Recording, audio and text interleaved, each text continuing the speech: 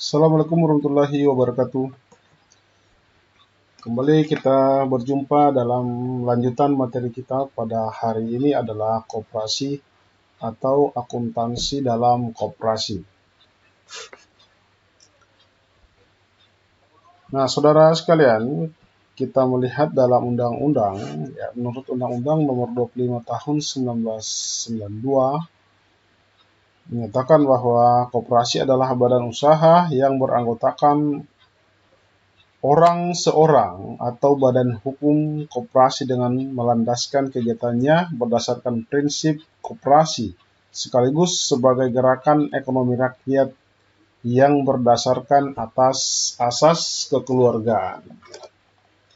Ya, jadi koperasi merupakan kumpulan dari orang-orang, ya, bukan kumpulan modal. Ya, keanggotaan seseorang itu dalam koperasi juga bukan dilihat dari modal yang ditanamkan.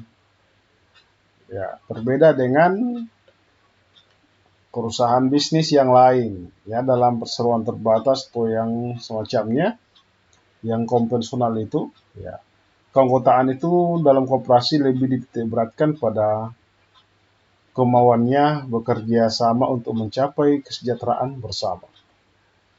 Bukan hanya kesejahteraan pemilik, ya, kalau kita lihat dalam perseroan terbatas. Ya, siapa yang memiliki modal yang besar maka dialah yang mendapatkan keuntungan dari usaha. Faham ya tentang kekeluargaan kerjasama untuk kesejahteraan bersama.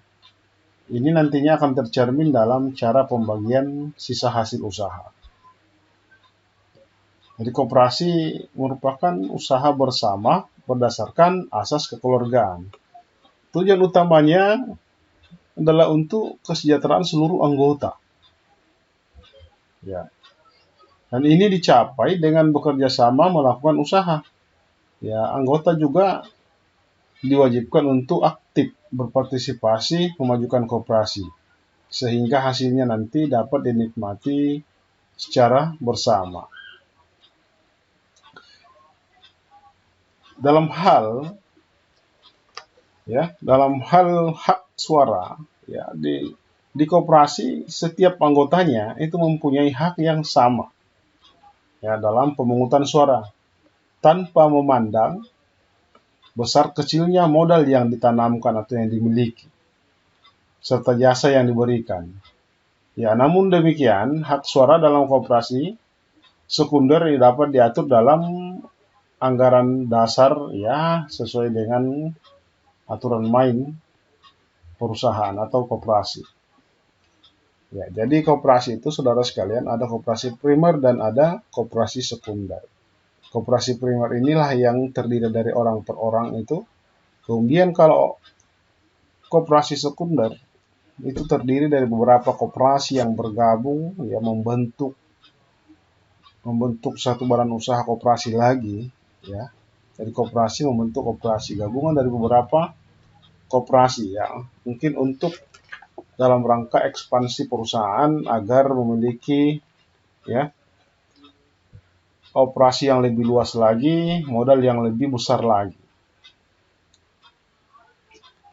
Jadi saudara sekalian dapat disimpulkan bahwa pendirian koperasi pertama-tama harus didorong oleh adanya kesamaan kepentingan ekonomi untuk melakukan usaha. Ya, untuk apa? Tentu dalam rangka untuk kepentingan, ya, para anggota, kesejahteraan para anggota. Sehingga titik berat kegiatan koperasi haruslah tetap ditujukan kepada anggota. Ya. Jadi bukan segelintir orang saja. Ya, meskipun mungkin ada pertanyaan, ya, di lingkungan saya koperasi itu sepertinya dimiliki oleh satu orang. Ya, kadang ada seperti itu juga, ya, kita tidak bisa menutup mata bahwa dalam realitasnya pun koperasi ini dijalankan seperti dengan bisnis konvensional. Bahwa ada orang-orang tertentu yang menguasai koperasi. Adapun keanggotaan lain dalam koperasi itu hanya dimanfaatkan. ya namanya saja, ya hanya mencatut nama, selanjutnya mereka yang menjalankan sendiri. Ya, tentu itu sudah di luar dari prinsip koperasi. Ya, karena koperasi ini sebenarnya menurut hemat saya, ini adalah pengejawantahan dari Undang-Undang Dasar 1945 yang termaktub dalam pasal 33. Ya. Jadi perekonomian kita adalah demokrasi ekonomi yang berdasar pada asas kekeluargaan. Ya, semestinya inilah sebenarnya ekonomi kita. Ekonomi khas keindonesiaan. Ya, karena nilai-nilai keindonesiaan ada dalam sini. Ya. Mengapa ini tidak berdaya? Ya tentu bagi saya karena keseriusan saja semua pihak, semua stakeholder, pemerintah, ya maupun pihak-pihak lain. Ya. Ini yang harus sebenarnya kita harus serius sebenarnya mengembangkan koperasi. Tapi kita ogah-ogahan karena apa? Kita sudah tergilas oleh kapitalisme. Cara berpikir kita pun mungkin sudah kapitalis. Ya, karena kita lebih mengutamakan kepentingan, ya kalau kita bisa mendapatkan keuntungan lebih besar, ya kenapa tidak? Mungkin seperti itu prinsipnya. Ya, prinsip kapitalistik. Ya, baik, kita lanjutkan. Kemudian pendirian, ya, untuk memperoleh status badan hukum, koperasi harus didirikan dengan prosedur, ya. Untuk koperasi primer sekurang-kurangnya harus ada 20 orang yang bertindak sebagai pendiri koperasi. Koperasi sekunder sekurang-kurangnya 3 koperasi. Kemudian para pendiri menyusun akte pendirian koperasi, pejabat yang ditunjuk mengesahkan pendirian koperasi dalam jangka waktu paling lama 3 bulan. Pengesahan akta pendirian itu diumumkan dalam berita negara. Selanjutnya, akte pendirian koperasi ini yang termuat di dalamnya, daftar nama pendiri, nama dan tempat kedudukan, maksud dan tujuan serta bidang usaha apa, ya koperasi bank pinjam, ya koperasi serba usaha. Ketentuan mengenai keanggotaan, ketentuan mengenai rapat anggota, ketentuan mengenai pengelolaan, ketentuan mengenai permodalan, ketentuan mengenai jangka waktu berdirinya, ketentuan mengenai pembagian SHU, dan ketentuan menyangkut sanksi. Nah, selanjutnya kita lihat organisasi dari koperasi ini. Ya, kalau dalam perseroan terbatas, saudara sekalian, kita lihat ada RUPS, ya, kalau dalam koperasi ada rapat anggota. Ya, jadi koperasi dan perseroan terbatas itu sama-sama berbadan hukum. Koperasi juga ini berbadan hukum, saudara sekalian. Ya, berbeda dengan perusahaan perseorangan dan persekutuan yang tidak berbadan hukum, di mana pemiliknya lah yang berbadan hukum. Koperasinya yang berbadan hukum. Ya, jadi organisasinya adalah rapat anggota, ini adalah rapat tertinggi pengambilan keputusan. Ya, biasa kita mendengar kalau koperasi melakukan RAT atau rapat anggota tahunan. Itulah musyawarah tertinggi, pengambilan keputusan tertinggi dalam koperasi. Kemudian ada pengurus, juga ada pengawas. Ya, pengurus inilah yang pelaksana dari perusahaan dalam bentuk koperasi ini. Atau dalam perseroan terbatas disebut dengan istilah dewan direksi. Ya, mungkin dalam koperasi istilahnya ketua, ya, ada sekretaris, ada bendahara. Kemudian juga ada pengawas, atau dalam perseroan terbatas yang kita kenal ya menggunakan istilah komisaris.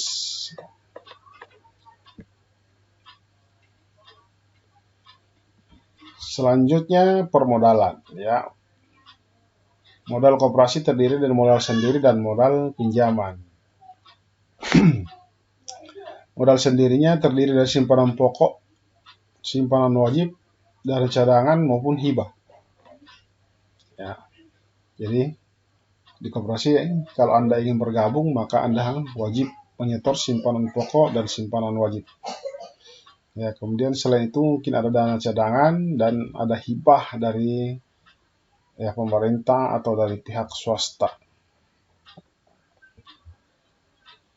Kemudian modal pinjaman ya bisa berasal dari anggota ya atau dalam bentuk simpanan sukarela. Kemudian bisa dari koperasi lainnya atau dari bank, lembaga keuangan lain. Ya, bisa juga koperasi menerbitkan obligasi atau surat utang lainnya ya. Kemudian sumber-sumber lain yang sah secara hukum ya maupun secara agama.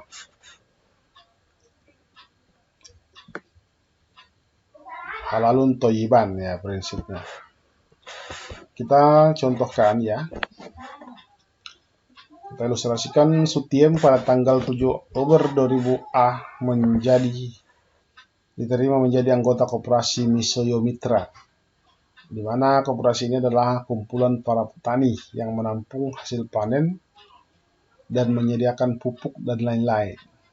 Simpanan pokok yang harus dibayar adalah Rp5.000. Untuk setiap hasil panen yang dijual ke koperasi, para anggota dipotong sebesar 10% dari harga jual untuk simpanan wajib. Ya, jadi simpanan wajib dilaksanakan ketika para anggota melakukan penjualan hasil panennya ke koperasi. Langsung dipotong 10%. Kemudian ayat jurnal untuk mencatat simpanan pokok Sutiem tersebut adalah mendebit bank atau kas 5.000, kemudian mengkredit simpanan pokok ya Sutiem. Dan pada tanggal 12 Oktober, Sutiem membeli bibit pupuk dan alat semprot seharga 10.000. Ayat jurnal yang perlu dibuat adalah mendebit bank. Ya, ini pencatatan koperasi mendebit bank atau kas 10.000 dan penjualan kepada Sutiem.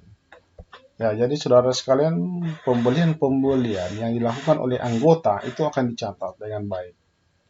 Karena ini akan mempengaruhi nantinya pembagian SHU, sisa hasil usaha. Ya, jadi beda porsi bagian SHU anggota yang aktif ya melakukan pembelian ataupun penjualan kepada koperasi. Itu akan kita hitung semua sebagai partisipasi aktifnya. Ya, dan akan mendapatkan nantinya ya keuntungan dalam bentuk SHU. Kemudian jika penjualan kepada pihak luar anggota, ya sebagai contoh penjualan kepada bukan anggota berjumlah 50.000, maka ayat jurnal yang dibuat ya mendebit bank atau kas 50.000, kemudian kredit penjualan kepada bukan anggota. Ya, kita membedakan penjualan kepada anggota dan bukan anggota. Kalau bukan anggota tentu tidak ada bagian SHU. Ya, penjualan juga itu sangat penting dilakukan kepada masyarakat luas tentunya. Bukan cuma anggota saja. Kalau cuma anggota saja ya tentu koperasi kita tidak berkembang.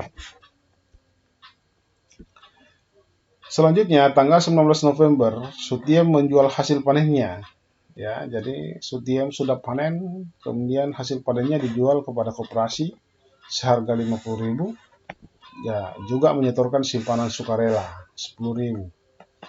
Ya, jadi simpanan sukarela itu perlu Anda garis bawahi bahwa itu bukan modal sebenarnya ya, tetapi dia adalah kategori utang kalau simpanan sukarela. Ya, simpanan sukarela pun akan mendapatkan juga nanti ada semacam bunga lah sebenarnya, sebagaimana utang kan ada pendapatan bunga dari ya setiap utang yang debitur berikan.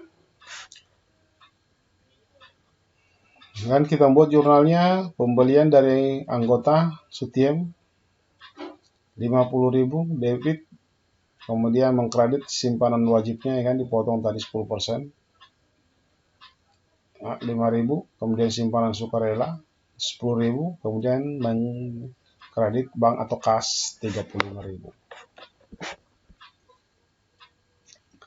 Nah, sisa hasil usaha sekarang kita bahas ya. Pembagian SHU dikisarkan sebagai berikut ya. Anggota cadangan koperasi bagian pengurus ini ya yang akan mendapatkan SHU. SHU itu kemana saja? Kepada anggota. Ya, termasuk sebagian ditahan dalam koperasi atau laba ditahan, biasa ya istilah dalam persoalan terbatas atau saldo laba. Kemudian cadangan koperasi, ya apa? Bagian pengurus, kemudian bagian pegawai atau karyawan, ya upah. Program pendidikan koperasi, program pengembangan daerah kerja, kemudian program sosial lainnya. Ya, sangat bagus sekali pemerataan dalam SHU. Ya ini mirip-mirip ya dengan menggunakan, kalau dalam perusahaan konvensional itu ya sisa apa istilahnya adalah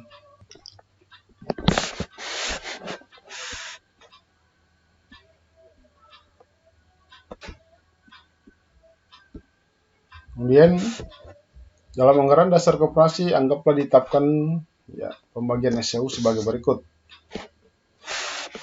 Bagian anggota jasa modalnya adalah 20%. Kemudian jasa penjualan 10%, jasa pembelian 10%. Nah itu tadi ya. Jadi setiap anggota yang melakukan pembelian dan penjualan yang akan mendapatkan bagian 10%, 10%. Ya, modalnya ya berdasarkan modal yang dimiliki yang ditanamkan simpanan pokok dan wajibnya itu sebesar 20%.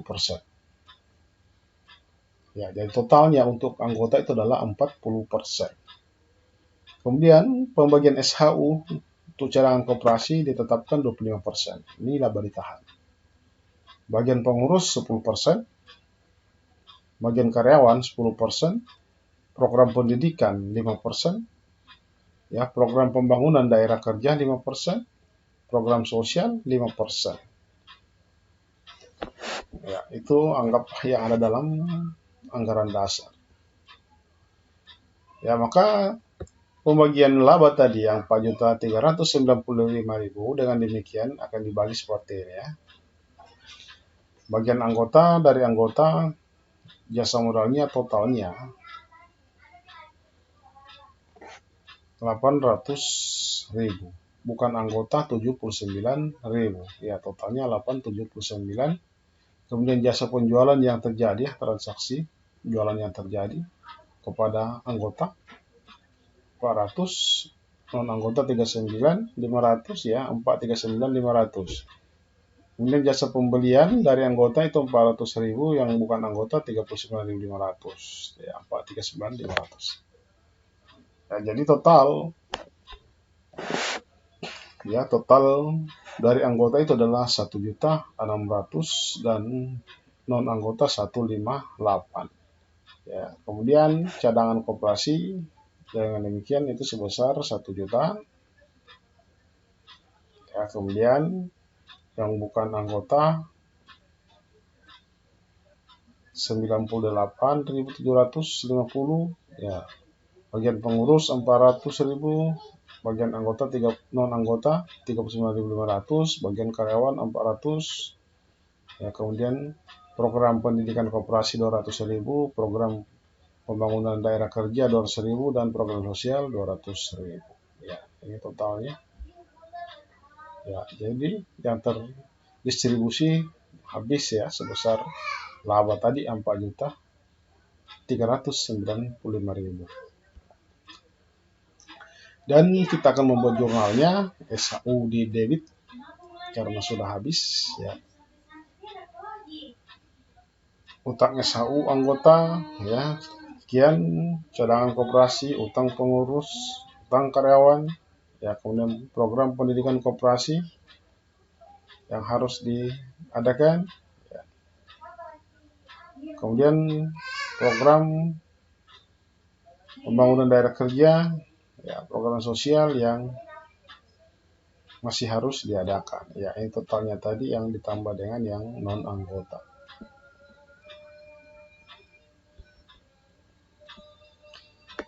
Kemudian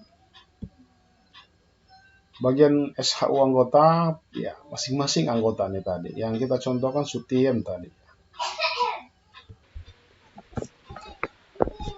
Ya, jadi tadi yang SHU bagian anggota itulah dividen. Ya, kalau dalam PT ya, perseroan terbatas, dividen yang diumumkan.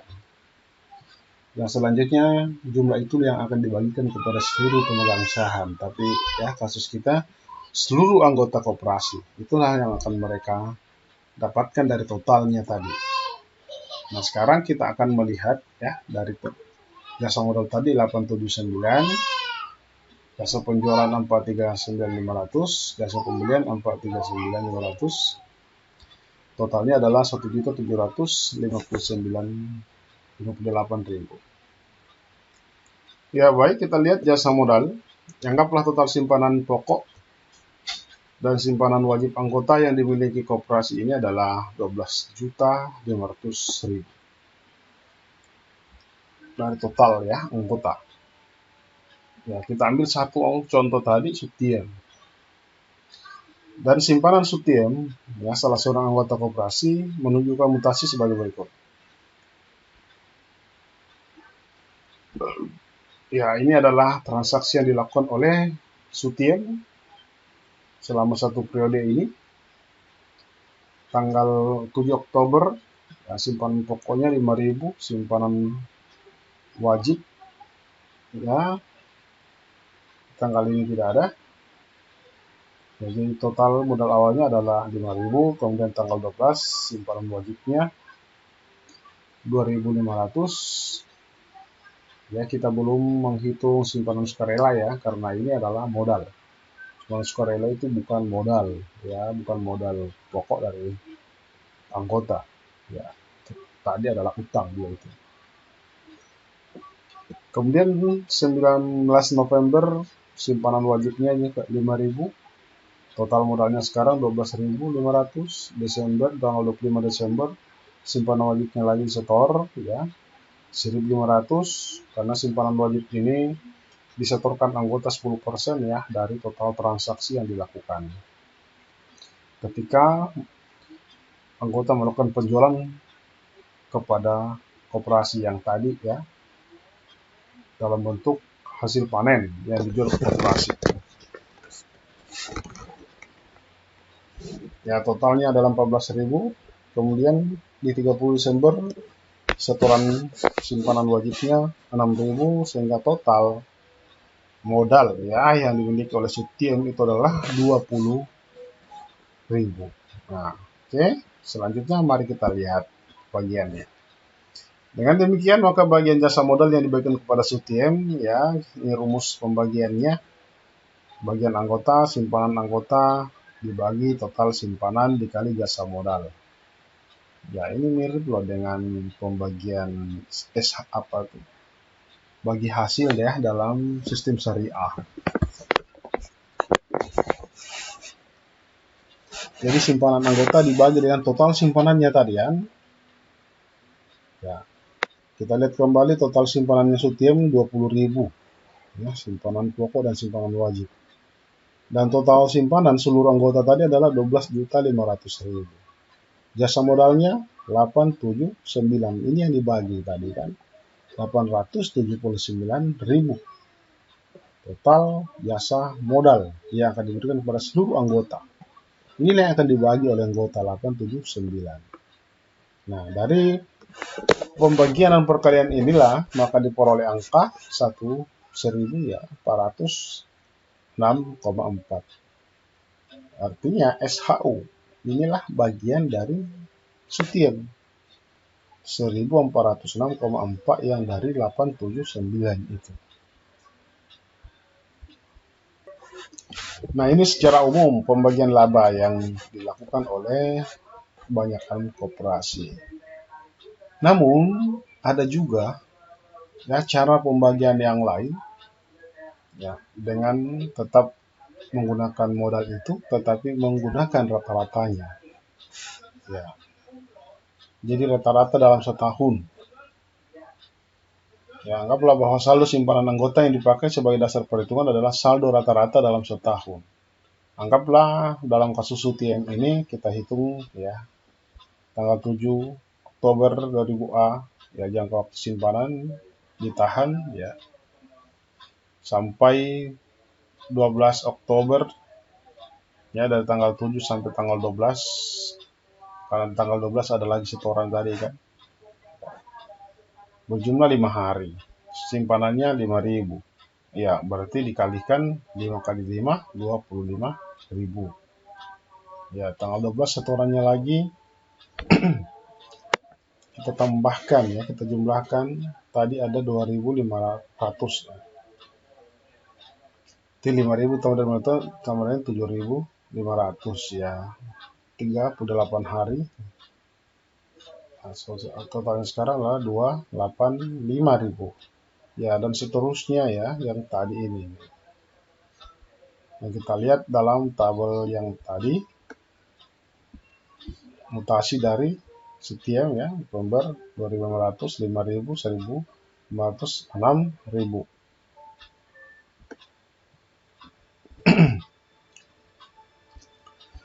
Nah, kalau menggunakan yang ini, maka kita akan memperoleh ya jumlah hari yang tertanam modalnya adalah beredar 85 ya, kali semua. Kemudian setelah dikalikan totalnya adalah 850.000 ya, itu adalah rata-rata ya, saldo rata-rata modal Sutiem dalam setahun ya, kalau kita menggunakan sistem rata-rata tertimbang. Nah, saldo rata-rata Sutiem dengan demikian adalah 850.000 dibagi 85 ya, 85 hari ya. Berarti 10.000. Oke. Jadi ini adalah saldo rata-rata Sutiem 850 dibagi 85 menjadi 10.000 rupiah. Ya, jika rata-rata simpanan pokok dan simpanan wajib seluruh anggota adalah 1 juta, jika ya, artinya ketika kita sudah menghitung jika seperti ini 10 juta, maka bagian SHU Sutiem dihitung seperti ini. Ya, 10.000 dibagi 10 juta sebenarnya dikali 879 ya, 879. Ya, kalau menggunakan sistem rata-rata. Kalau yang model sederhana yang pertama tadi kita bahas. Nah, sekarang kita lihat jasa penjualan. Tadi baru jasa modal. Ya, SHU dari jasa penjualan seperti yang sudah kita bahas, kita sudah bagi-bagi tadi. SHU dari total laba ya dibagi kepada jasa modal, jasa penjualan, jasa pembelian, kemudian ada kepada cadangan, ada kepada pengurus, ada kepada karyawan, ada kepada ya bagian masalah sosial. Ya. Nah, kalau jasa modal, jasa penjualan ini, anggaplah total penjualan koperasi kepada anggota berjumlah 187.500.000. Sedang penjualan kepada Sutiem, ya Sutiem yang membeli nih maksudnya kan, penjualan kepada Sutiem berjumlah 75.000. Maka bagian jasa penjualan Sutiem dihitung sebagai berikut. Penjualan anggota dibagi total penjualan dikali jasa penjualan. Ya, 75.000 bagiannya Sutiem, penjualan kepada pembelian yang dilakukan oleh Sutiem sebanyak 75.000 dibagi dengan total pembelian yang dilakukan oleh anggota. Atau kalau koperasi dia sebut penjualan kepada anggota. 187.500.000 dikali inilah SHU untuk jasa penjualan tadi.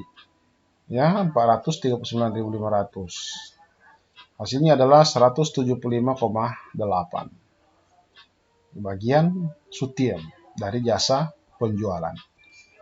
Kemudian jasa pembelian. Berapakah bagian Sutiem? Kita asumsikan lagi bahwa anggaplah bahwa pembelian kepada Sutiem, artinya Sutiem yang melakukan penjualan, ya, menjual hasil panennya kepada koperasi ya setahun berjumlah 150.000 dan total pembelian dari anggota selama tahun tersebut adalah 156.250.000. Ya, kita bagi saja 150.000 dibagi 156.250 dibagi dengan SHU jasa pembelian 439.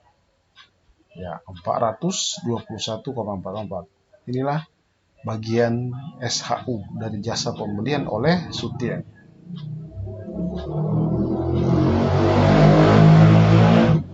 Nah, selanjutnya kita buat jurnal. Jurnal yang dibuat untuk SHU, utang SHU anggota. Ya, tadi kan kita jurnal utang ya, karena belum dibayar ya. Nanti dibayar baru kita buat jurnalnya seperti ini. Berarti kita akan mendebit sekarang utang. Ya, utang SHU 2003,4. Kemudian mengkredit kas 2000 ya 3,64. Ya, ini adalah total yang diterima tadi oleh Sutiem ya, 2003,64. Jasa modal, pembelian dan penjualan.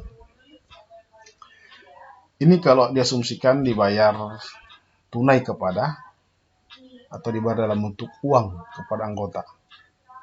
Tetapi kalau seumpama itu tidak dibayarkan secara tunai, anggaplah ada perjanjian atau ada kesepakatan dari anggota, maka kita akan membuat jurnalnya berbeda. Ya, itu mendebit utang SHU anggota.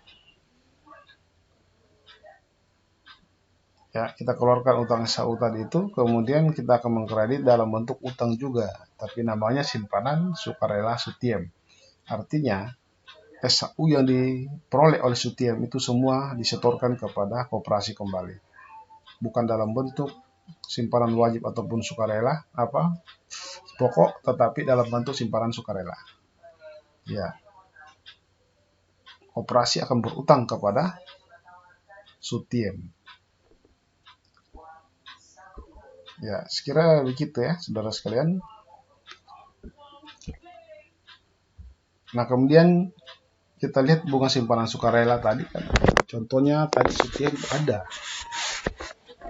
yang menyimpan sukarela sebanyak 10.000 kalau tidak salah tadi ya, pada saat melakukan penjualan hasil panennya. Ya, anggaplah bahwa bunga sebesar 18% per tahun diberikan atas simpanan sukarela.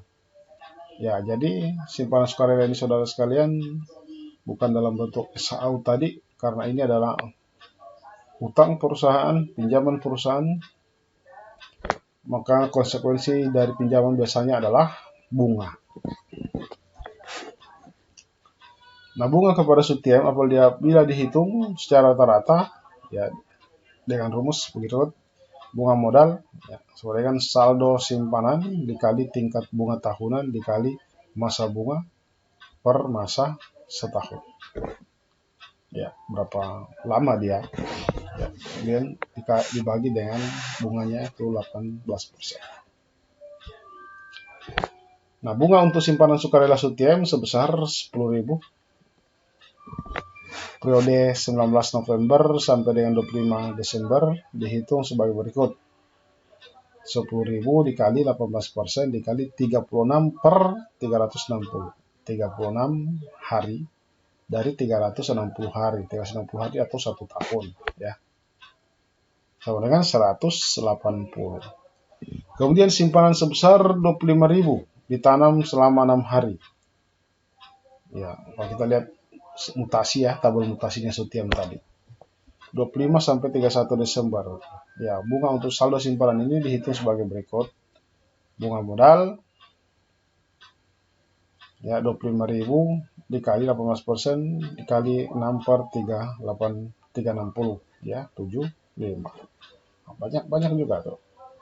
Ya, jadi semakin banyak anggota bertransaksi ya, maka akan semakin banyak pula peluang mendapatkan ya penghasilan SHU ataupun penghasilan dalam bentuk pendapatan bunga dari simpanan sukarela yang dilakukan. Ya, ini lagi-lagi sebenarnya semua adalah untuk kesejahteraan bersama. Kesejahteraan pengurus, kesejahteraan karyawan, kesejahteraan anggota. Ya, jadi sangat ideal sekali ya sistem koperasi ini. Hanya sayang ya, kita lihat dalam kenyataan sepertinya koperasi tidak mampu bersaing dengan perusahaan-perusahaan konvensional, perusahaan-perusahaan yang lebih kapitalistik.